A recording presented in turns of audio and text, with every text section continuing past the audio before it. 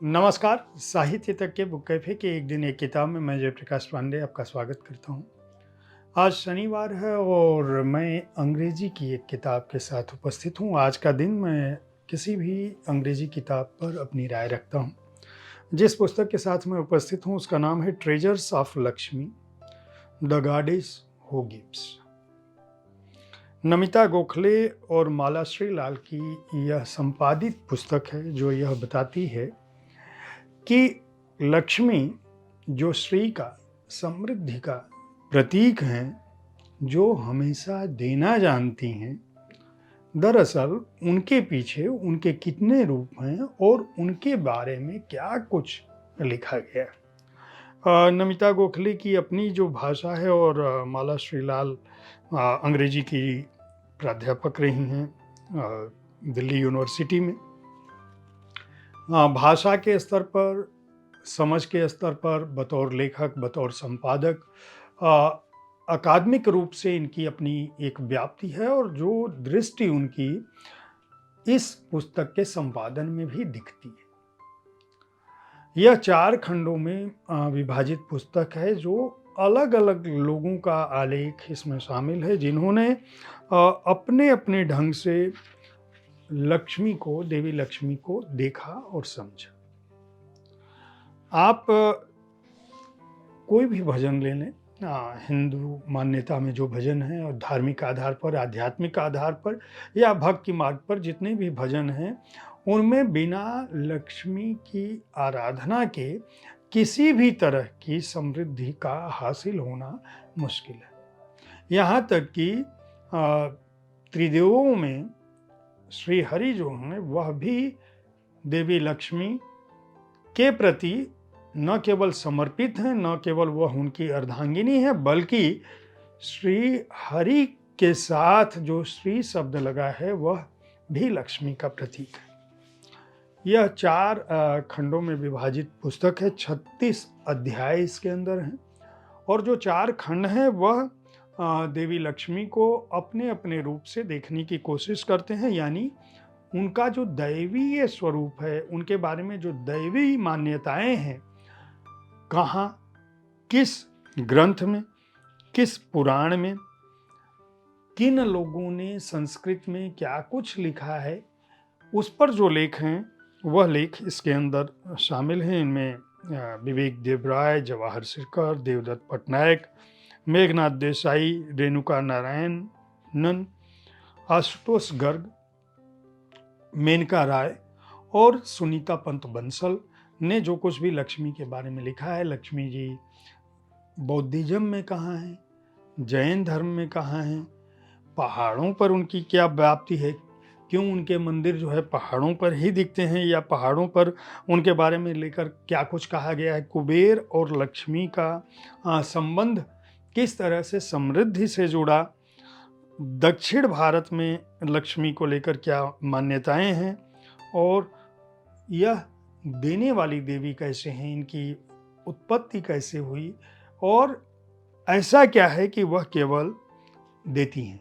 आखिर लक्ष्मी को देखने की हम कोशिश करें, उनको समझने की कोशिश करें तो क्या कुछ है उनके बारे में लिखा गया, मान्यताओं में क्या है, यह खंड उसके बारे में है जो लक्ष्मी की अपनी यात्रा को बताता है।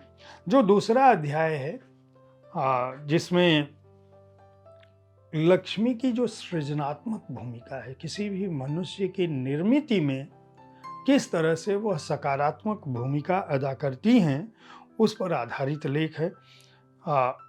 समुद्र से उनका क्या लगाव है, कोरल दास गुप्ता, बुलबुल शर्मा, प्रसन्न के दास और बनफूल जो अर्णव सिन्हा ने जिसको अनुदित किया है वह लेख है। रविन्द्रनाथ टैगोर का रेबा सोम ने जो अनुवाद किया है वह इसके अंदर शामिल है।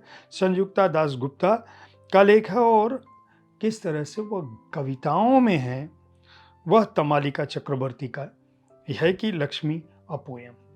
ये कुल इस खंड में है जो सृजनात्मकता का जो पर्सपेक्टिव है लक्ष्मी को देखने का, वह इस खंड में। तीसरा जो खंड है वह सांस्कृतिक रूप से किस तरह से हम देवी लक्ष्मी को अपनी मान्यताओं में देखते हैं, अपनी लिखित ग्रंथों में देखते हैं, वह इसके अंदर शामिल है। इसमें विवेक देवराय ने जो ट्रांसलेट किया है कि किस तरह से समुद्र से लक्ष्मी जी की उत्पत्ति हुई। पौराणिक मान्यता आपको भी पता है कि समुद्र मंथन के दौरान मानते हैं कि वह जो घड़ा निकला था उस तरह से वो निकली, या उससे पहले भी है, या वो समुद्र में ही क्यों हम दिखाते हैं कि श्री हरि की जो तस्वीर है वह समुद्र पर लेटे हुए हैं शेषनाग के ऊपर, वहाँ लक्ष्मी है।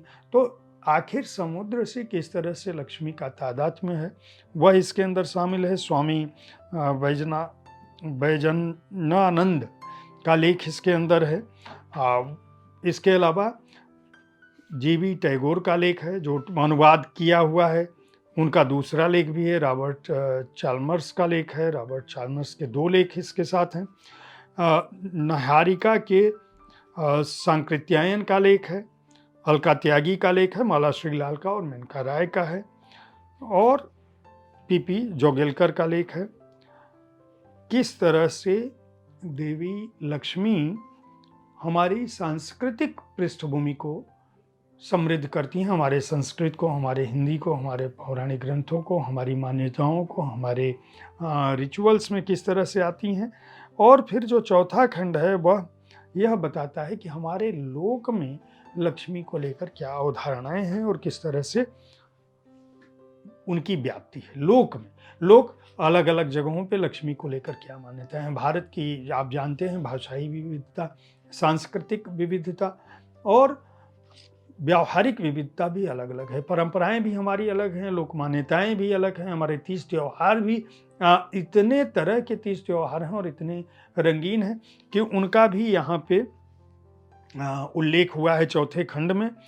सुकुमारी भट्टाचार्य जी, नीलिमा चितगोपेकर, बलराम दास का जो लिपि पूषा नायक ने अनुवाद किया है वह। इसके अलावा N.A. देशपांडे का एक अनुदित लेख है, विद्युत मोहंती का है, सुनीता पंत बंसल का है, और पार्थसारथी गुप्ता का, आर महालक्ष्मी का और स्वामिनी आत्मा रंजानंदा का भी लेख इसके अंदर है। एक और महत्वपूर्ण हिस्सा इस पुस्तक में है जो अलका त्यागी ने लक्ष्मी के जो 108 नाम हैं वह भी इसके अंदर लिखा है। नमिता गोखले ने बाकायदा यह बताने की कोशिश की है, लेखों का परिचय भी इसके अंदर है, किस लेखक ने क्या कुछ लिखा था और कहाँ से वह लेख लिया गया है।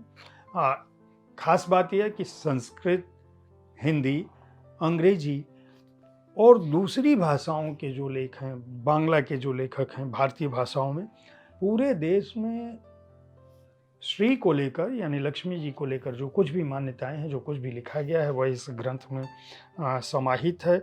499 रुपये की इस पुस्तक को पेंगुइन इंडिया ने प्रकाशित किया है, जो कि नमिता गोखले जी का आजकल जो उनके विचार हैं वह बाकायदा आध्यात्मिकता की तरफ उन्मुख हो चुकी हैं और उसी तरह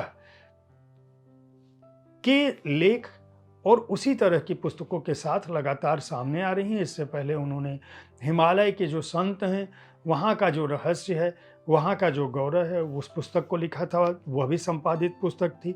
उसके बाद वह treasures of Lakshmi the goddess who gives के साथ उपस्थित हुई हैं। इस पुस्तक के लिए उनको बधाई दी जानी चाहिए और लक्ष्मी को जानने में यह पुस्तक बहुत ही उपयोगी भूमिका अदा करती है। बहुत जल्द हो सकता है यह पुस्तक दूसरी भारतीय भाषाओं में भी उपलब्ध हो, और जो प्रकाशक सुन रहे हैं और दोनों संपादकों से मेरा अनुरोध है कि हिंदी में और दूसरी भारतीय भाषाओं में भी यह पुस्तक आए तो लक्ष्मी के बारे में जानने में मदद मिलेगी। उम्मीद है साहित्य तक का यह एपिसोड आपको पसंद आ रहा होगा। अगर आप अंग्रेजी की पुस्तकों के बारे में जानना चाहते हैं तो हर शनिवार को यह कार्यक्रम सुनना न भूलें।